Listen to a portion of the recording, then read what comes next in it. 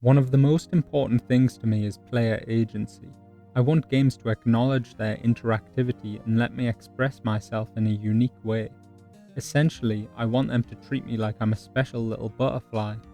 There are plenty of ways to do this. I could be allowed to dress up however I want, or my dialogue choices could impact the story later down the line, or I could be able to use skill points to make my perfect build.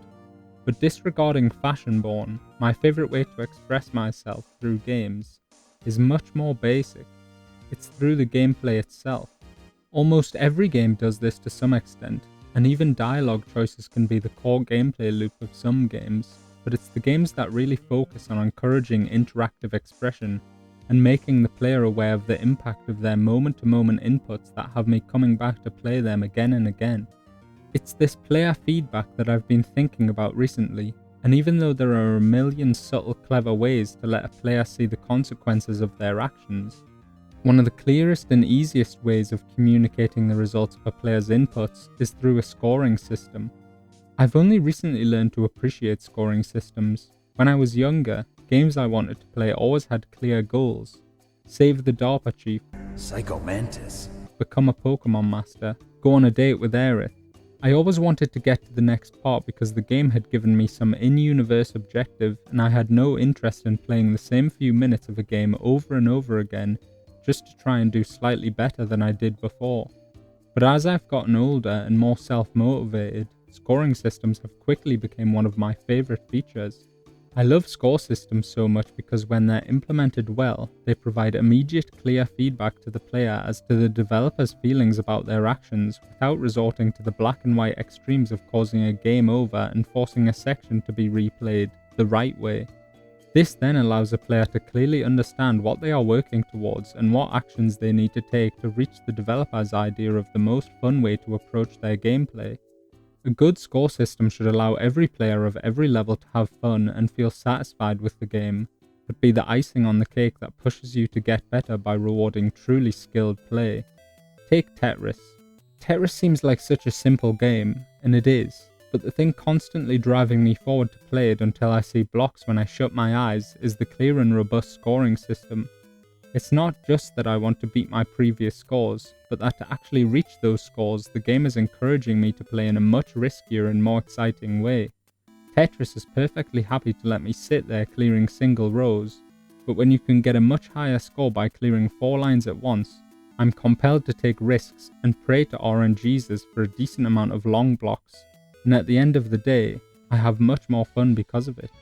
Most 2D Mario games have an amazing score system which increases the points you get when you chain confirmed kills together without stopping. The only issue is that it has almost no real effect on the game at all, and by and large the focus of achievements in Mario games is in the completion of levels, and your score seems almost meaningless. The exception to this rule is in 3D World where you can piss off your friends by beating them and getting a huge king's crown for the next level. But the action is so frantic in 2-player that you'd never be able to pull off high-level Goomba stomping combos to begin with. One game that is absolutely focused on Goomba stomping combos is Downwell. It's not exactly a traditional score system, but the combo meter that grows as you jump on enemies without touching the floor is one of the most engaging game mechanics I've ever experienced. The game doesn't have a single gram of fat on it in any way. It wants you to know that you're absolutely supposed to be flying through the air at top speed and smashing your gun boots into the heads of your enemies, and the combo meter is constantly pushing you beyond your limits towards that gameplay. A combo of 8 or more rewards you with extra money, 15 or more gives you extra max ammo for your boots, and a combo above 25 gives you all of that and extra health.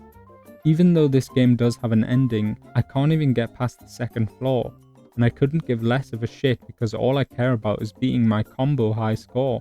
For a roguelike with very limited power-ups whose only unlock is colour palettes, the amount of playtime and replayability I've gotten out of trying to go the entire game without touching the ground is a testament to how huge an effect a good score system can have. One of the most interesting score systems in my opinion are the code names given at the end of Metal Gear games. The game keeps track of a variety of different actions from enemies killed to time taken and time spotted, and will decide from a list of in-universe codenames which score you get at the end of the game. The benefit of this is that you really have to be the best in every area to get the top codenames like Big Boss, but they never outright discourage different styles of play, and you can even get interesting and funny codenames like Elephant for eating hundreds of rations or Whale for capturing every plant and animal. Pretty tasty. The major downside of Metal Gear's system is that they take so long to get and their games are so story focused that very few players are going to want to play the whole thing again just to get a better codename. I love score systems, but the ones that I find the very best are the ones that encourage variety in their gameplay. All score systems encourage certain behaviors, but when you feel forced to repeat the same low-risk strategies over and over again to get the best scores, it can feel like they've been implemented slightly backwards. Tony Hawk's is a perfect example for this. The game is so fine-tuned to be fun, and the flowing feeling of racking up a huge combo when you're doing well is pretty much unparalleled even today. Not only does the score system push you to be your best, but it also constantly raises the skill floor underneath you. By making repeated tricks give less and less points the more they're used, you're forced to play in a free-flowing adaptive way where you're constantly willing to experiment and try new tricks to get the highest combos. Not only does it push your mastery to its limits, but it's also without a doubt the most fun way to play the game. I'm a sucker for swords, and so we come to what I believe is the best score system I've ever encountered in a game. Devil May Cry. To put it bluntly, the combat in Devil May Cry. is fucking insane. In a lot of games with complex combat systems, I find the whole thing overwhelming, and then choose a strategy and stick to it. But Devil May Cry's inclusion of a style meter has made me for the first time in my life feel like going out of my way to memorize different movesets. The game in no way forces you to get an excellent style ranking to proceed, and so I loved Devil May Cry 4 when I was a kid, even though I'm not ever sure I got above a grade C. But now when I play DMC5, I become completely obsessed trying to hit that triple S ranking. I'm doing batshit combos, switching between attacks and weapons and juggling enemies in a complete trance, constantly trying to keep the style meter as high as possible. I'm not even any good at the game, but that huge letter at the side of the screen motivates me more than I ever possibly thought it would to keep getting better. I love melee combat, but I've never felt anything close to this desperate feeling of wanting to play in this crazy stylish way. Not only is it one of the most deeply rewarding combat systems I've ever encountered, but it actively encourages you to play in a way where every moment is a pure expression of fun. Score systems may seem like a bygone relic of a forgotten age, but when they're done well, they motivate me to express myself through engaging with the game's systems and master its mechanics through a variety of interesting gameplay. I feel like the game and developers are listening to what I'm saying and encouraging me to get better, and instead of encouraging safe and boring tactics, a truly great score system pushes me to play the game in a high-risk, high-reward way. That means I'm also having the most fun while doing it. Thank you for watching. Peace.